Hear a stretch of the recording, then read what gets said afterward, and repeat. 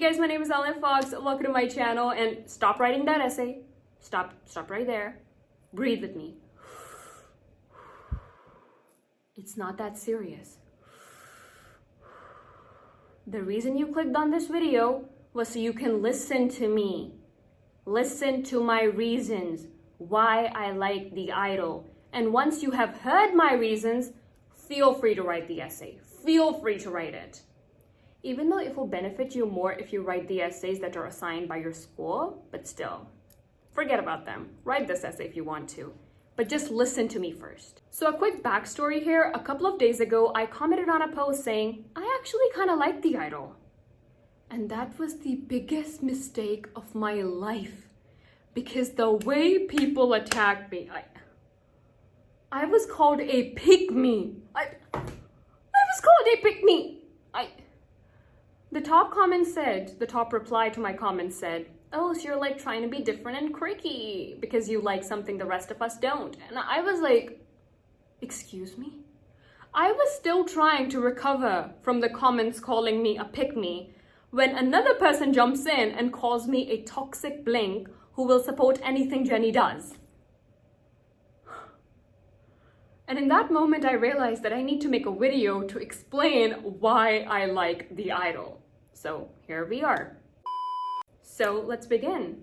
Even though I want to begin with Jocelyn, who is the lead character, let's begin with the cringiest of the cringe, the most cringe thing in the history of television, The Weeknd. I love him, I love his music, but that character of his, what's his name again? TT something? Tedros. Oh my god, Tedros. Tedros. God, he is so cringe. I agree with you. But at the same time, he is a very well-written character. Yes, I said it. He is playing that character perfectly because people like him exist. He is a very realistic character. I'm not even going to tell you to go to Hollywood and find guys like him. No, obviously, Hollywood is full of people like him. Just look around your neighborhood. Look around your school, your workplace. You will find people like Tedros. People who are good for nothing. People who are not handsome. With due respect, people who are not handsome. That rat tail of his, I have had rats in my house, and they are cute. That rat tail, ugly. He is just like one of those guys we all know. One of those guys who lives in our neighborhood, who is good for nothing, who's not hot, who's not anything, and yet he has girls. You know he has chicks. He utters the worst dialogues. He is after you. He is in your DMs. He is there. You're the one ignoring him because he's cringe. But he has other girls. Girls who talk to him. Girls who feed his ego. And that's the main point. People like Tedros have people that feed their egos. Look around your office. Pick the worst guy. He's not single. You might be single, but he's not single. And that factor, the factor that he's not single, feeds into his ego. And the same thing goes for Tedros. He has this cult thing going on where people obey him. Where Jenny Ruby Jane was freaking jealous over him and was asking him, is she a better fuck than me? Do you think if a pretty girl like that is jealous over you, you wouldn't think that you are some atomic bomb? You would think you are the prettiest motherfucker to have walked the face of Earth. And that is exactly what is going on with Tedros. So even though I do agree with you that Tedros is very cringe, he is very realistic. That being said, there was no need for those sex scenes. Oh my god. Oh my god. Over and over and over. Like, there was just so many of them, and at this point I don't even know why. It was cringe. It was so bad. It was so awful having to watch those scenes. It was. I agree with you. They were so awful. Oh my god, the car scene, and then when they were by the pool, and then the room scene, and the whole narration. There was no need for it to be that detailed. No. The narration makes sense when he was just sitting there and telling her to stretch that tiny little cat. I can stretch that tiny little pussy. You know, there were days when I think that when they were writing this show and when they were like directing it, they went to Wattpad. And I'm not talking today's Wattpad. God, no, today's Wattpad is good. You will find some of the best written books on Wattpad. I personally write on Wattpad. It's good. What the writers of this show did was they went to 2014 Wattpad. They were like, okay, so Harry Styles, Alpha CEO boss, what did he do? He woke up and chose sex trafficking. It is so cringe. The dialogues were so cringe when he was sitting there and like telling her what to do. But at the same time, once again, it was needed to show the connection between the two of them. He, in that scene, was showing the amount of influence he has over Jocelyn. He wasn't doing anything. He wasn't even touching her. He was just telling her what to do and she was just doing it. She was at his feet. Point number 2, let's talk the Holy Trinity. We have Jocelyn, we have Tedros, and we have Jenny. I don't recall her name, sorry. So we're just gonna call her Jenny. 3 people. First off, we have Jocelyn, who is very popular. She is a mega star. She's super rich. Secondly, her mental health is in the gutter. It's just that bad. So she is very easy to manipulate. And this is where Tedros comes in. Tedros wants power. He sees this girl whose mental health is not okay and he's like, I can manipulate her. So we have 3 very realistic characters. And then let's talk about Jocelyn and Jenny. Once again, very realistic. People are always there to take your place. If you're not working hard enough, if you're having a bad time, whatever is going on, nobody gives an F. People want you to do bad so they can take your place. This happened in Hell's Kitchen and so many people do not understand it. One of the contestants said, she only won because I lost. That's not a winner. She only won because I lost. That's not a winner. And people were like, oh, ho, ho, ho, ho, what else is a winner? You're not understanding what he said. She didn't win because she did a good job. She won because he did a terrible job. And in comparison, they were like, let's just keep her instead.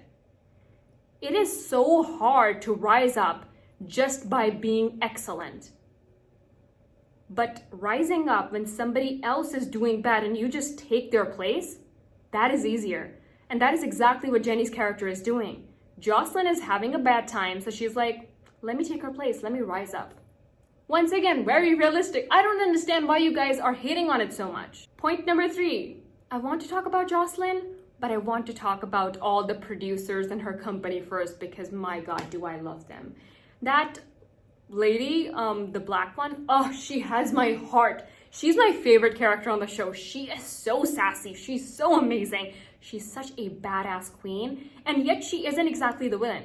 I mean, why did I say that? She's not the villain at all. Like Nikki, sort of the villain. She's kind of a gray character. This woman, she's pure amazing. Her dialogues are amazing.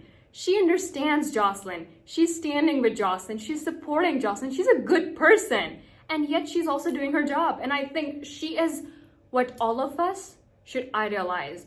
We need to look up to her and go into her schooling and understand something from her. Okay, now that I've appreciated her enough, I love you so much. You're a queen.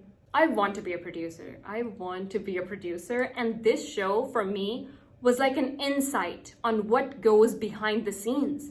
How do you make music? I mean, I personally want to make films, but how do you make them? What goes on behind the scenes? How do you work with people? How do you deal with scandals? I really got an insight on how you deal with things. In the show, we do see that Jocelyn's mental health is not okay. But at the end of the day, the one thing that you as fans need to understand is that these singers are not children. You guys think of them and you're like, oh my God, my baby. What you forget is that he's 30 years old. He is older than you are. All these Blackpink members, Taylor Swift, Selena Gomez, all these people, they are older than us and they have been in the industry for more than a decade.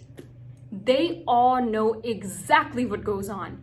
When Jocelyn said that she's going to do the show, she's going to release the album, she knew exactly what she was signing up for. So I'm sorry, at this point, you cannot back out. You don't get to back out. You're here for a long time, not a good time. And I'm so sorry about that, but I have to think about the bigger picture.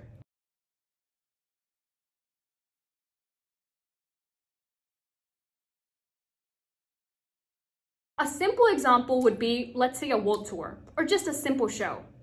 So many times we have seen actors be like, singers be like, I'm sorry, I can't do this show today. My mental health isn't okay. I'm sorry. You're not the only one involved here. Hundreds of people come together for this.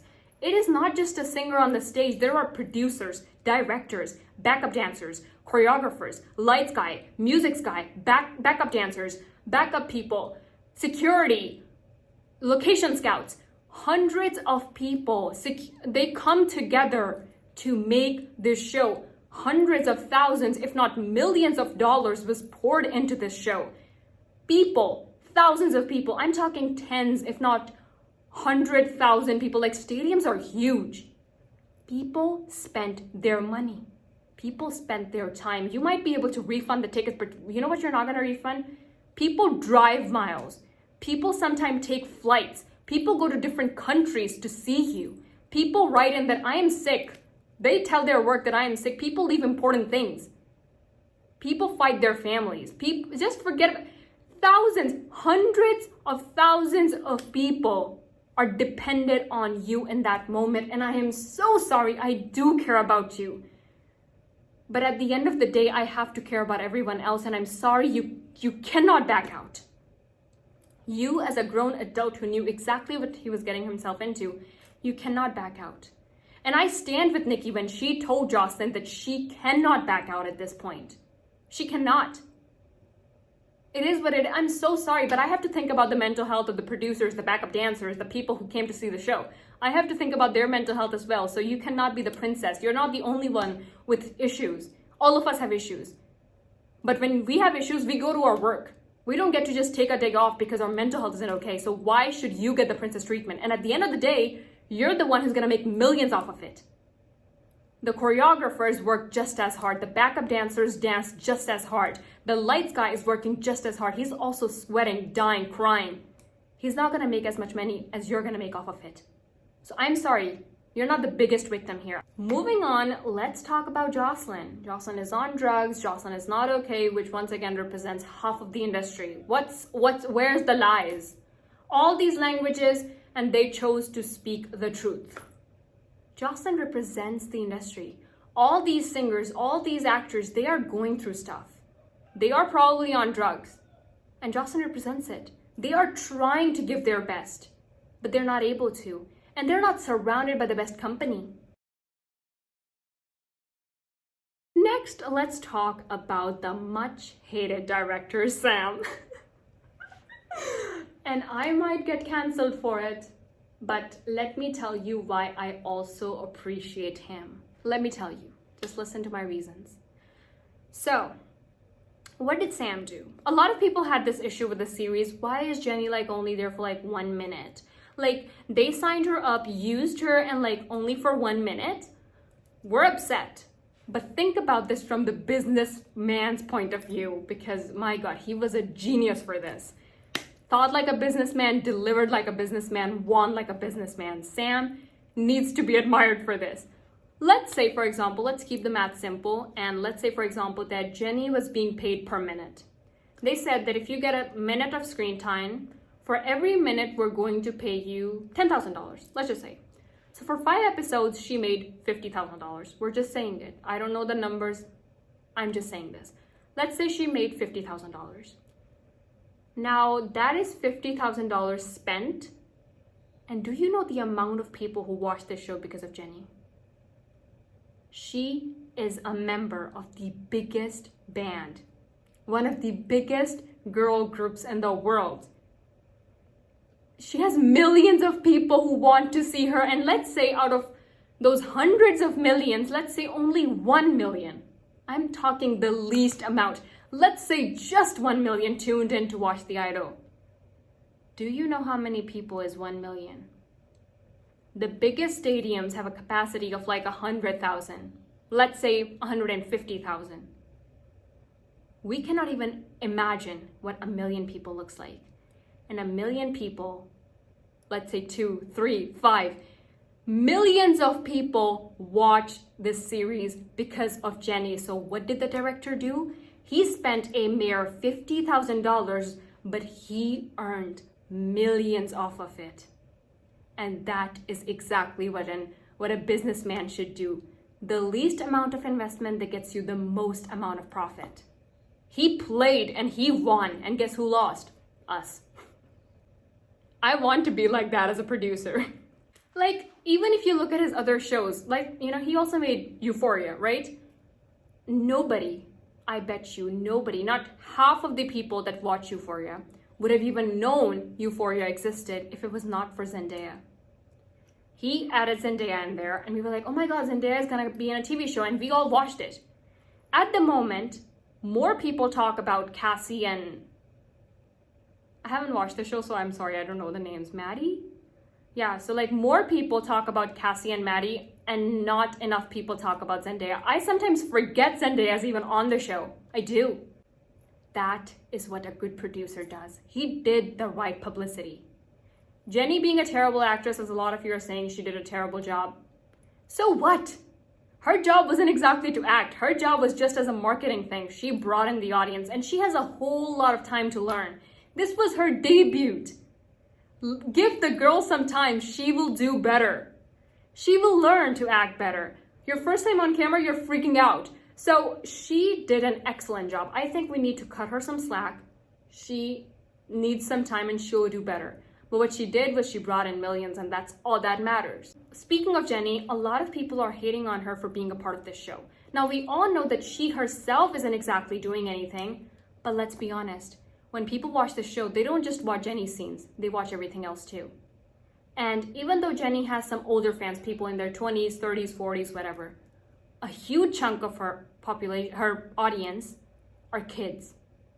And kids have no business watching nude scenes, watching The Weeknd finish off in the trial room. That was just too much, even for me, a grown adult. And I know it's not Jenny's responsibility. It is the kid's parents' responsibility to make sure their kid is not tuning in on HBO Max and watching The Idol. It is a parent's responsibility. But at the end of the day, it is kind of your responsibility too. There is a little bit of responsibility on Jenny too, because you have to take care of your audience. I too have to take care of my audience, let's say. Let's say my audience was like 50, 60-year-old people. I would have no business sitting here talking about toys. I mean, I can talk about other kind of toys, but that's a different thing. But I have to think about it. If my audience is 60-year-old males, I have no business talking about toys. Nobody would listen. The same goes for this. If I have an audience of young people, I have no right sitting here and cursing. No right sitting here talking about adult things. I have no right. I shouldn't. It is just wrong. It is just wrong. So even though it is the parents' responsibility to make sure their kids are not watching certain things, it is also your responsibility to make sure that you are delivering what is right for your audience. Jenny has to take some responsibility. She has to. And that is one of the reasons why I made this video, because somebody was like, you're a toxic blame who would support Jenny through everything. I wouldn't. I wouldn't. I love Henry Cavill. I do. I love him. I have begged on my knees for him. It was opening night. It was opening night of Justice League, and I was dying to watch the film, and I got there and they were like, sorry, all the tickets are sold. And I was like, I beg you, I need to see this film. I beg you. I drove 80 miles to get to the cinema to watch it, please. And they were like, I'm sorry, ma'am, we can't do anything. And I was screaming, crying, throwing up that please just let me in. I would sit on the floor. I would sit on the floor. I would pay you thrice as much, 5 times as much. Name your price. I need to see this film. And they were like, okay. So I love Henry Cavill. I can take a bullet for him. I can take a bullet for him, but I would put a bullet in myself before I support him in something that's wrong. I love Henry Cavill, but have I watched every single movie he's in? No. No. Literally, I can die for you, but am I obsessed? No. I'm just not the obsessive type. So if you think that I am supporting The Idol just for Jenny, you are so wrong. Moving on, let's talk about the one thing that I hate. I need to take a breath for this. Jocelyn's brain dead friend. He's a person of color. Okay. And What kind of color? he's a person of color. Are you saying he's black? You can say black. You're allowed to say black. Is he black? I told you, this bitch is fucking brain dead. Yes. Okay, he's a black guy. Apology. Haha. I told you, this bitch is brain dead. Who casted her? I need names and addresses and a baseball bat. I swear to God, I am not going to let that person go. Who the hell casted her? I need names. She is so terrible. Every time she's on screen, she boils my blood. She is so freaking brain dead. She is so annoying. I can write books on how annoying she is. I can't. My blood pressure is going higher than the freaking Burj Khalifa at this point. She is so annoying. And I'm so glad on the show they are dragging her because that's what she deserves.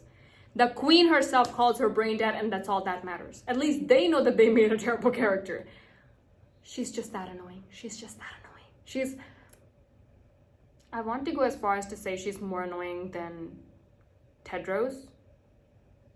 They're almost at the same level. In different categories of annoying, but the same level of annoying. Now, I haven't watched episode 4 and 5 yet, but I have seen clips, so I kind of know what's going on. And in the episodes, we see that Jenny's character is signing up with a label, and she goes to Jocelyn and she's like, hey, I don't want to hurt you, so if you tell me not to sign with the label and take your song, I wouldn't do it. But I personally feel like Jenny's character is dark through and through. She is a wolf in sheep's clothing. She wants to keep herself safe on Jocelyn's end, like, oh, I don't want to hurt you. I didn't do this. I'm not the villain here. But we as audience know she's the villain. So she is now signing up with the label, and I saw this video. I'm not sure if this is true or not. I don't know. But I saw this video that was kind of insinuating that in the first episode, we see this like picture of Jocelyn, circulating around in the whole scandal. This video was saying that Jenny was the one who did it.